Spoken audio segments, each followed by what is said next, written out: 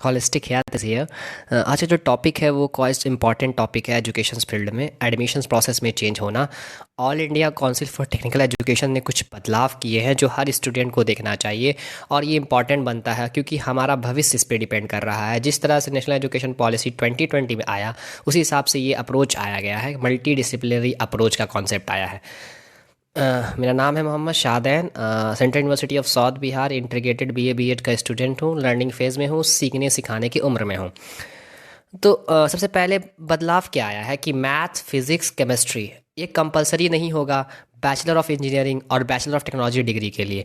ये all Indian council of technical educations बोलता है कि अब जो पहले कंपलसरी क्या था, पहले कंपलसरी आपका मैथ फिज़िक्स और केमिस्ट्री था।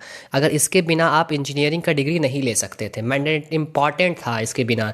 लेकिन अब जो all India council of technical education ने क्या जारी किया है कि इसके बिना नहीं, इसके बिना भी हो सकता है।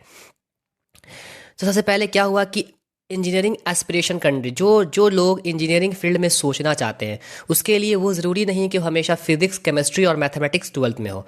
ये ख़त्म हो गया है। पहले क्या था कि फिजिक्स केमिस्ट्री और मैथमेटिक्स था, जिसके बदौलत हम सिर्फ इंजीनियर बीटेक की डिग्री या इंजीनियरिंग में आईआईटीज़ में बैठ सकते थे। लेकिन अब ये चेंज हो गया है।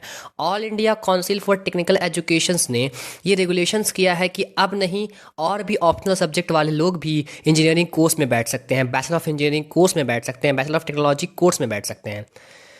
अ, अब इसके बारे में क्या लिखा गया है कि सबसे पहले आपका सब्जेक्ट क्या होना चाहिए, फिजिक्स होना चाहिए आपके पास, मैथमेटिक्स होना चाहिए, केमिस्ट्री होना चाहिए, कंप्यूटर साइंस वाले भी बैठ सकते हैं, इलेक्ट्रॉनिक्स वाले भी बैठ सकते हैं, इंफॉर्मेशन टेक्नोलॉजी वाले भी बैठ सकते हैं, बायोलॉजी वाले भी बैठ सकते हैं, बायो इन्फॉर्मेटिक्स वाले भी बैठ सकते हैं, बायोटेक्नोलॉजी वाले भी बैठ सकते हैं, टेक्निकल वोकेशनल सब्जेक्ट वाले भी बैठ सकते हैं, एग्रीकल्चर वाले भी बैठ सकते हैं, इंजीनियरिंग वाले भी बैठ सकते हैं, ग्राफिक वाले भी बैठ सकते हैं, और बिजनेस स्टडीज़ वाले भी बैठ सकते हैं, और एंटरप्रेन्योरशिप जो सब्जेक्ट लिए वो भी बैठ सकते हैं। तो कहीं ना कहीं एक अप्रोच लाया गया है, एक सोचने का नज़रिया बदला गया कि हर वो शख्स जो अलग अलग फील्ड से आते हैं, जिसका इंटरेस्ट है इंजीनियरिंग में, ये एक खूबसूरत डिज़ाइन किया गया है इंजीनियरिंग फील्ड के लिए। ये सब्जेक्ट ना कि आप फिजिक्स केमिस्ट्री तक महदूद रह जाएं, समय रह जाएं, और सारे फील्ड लोग भी इंजीनियरिंग में आके बैठ सकते हैं।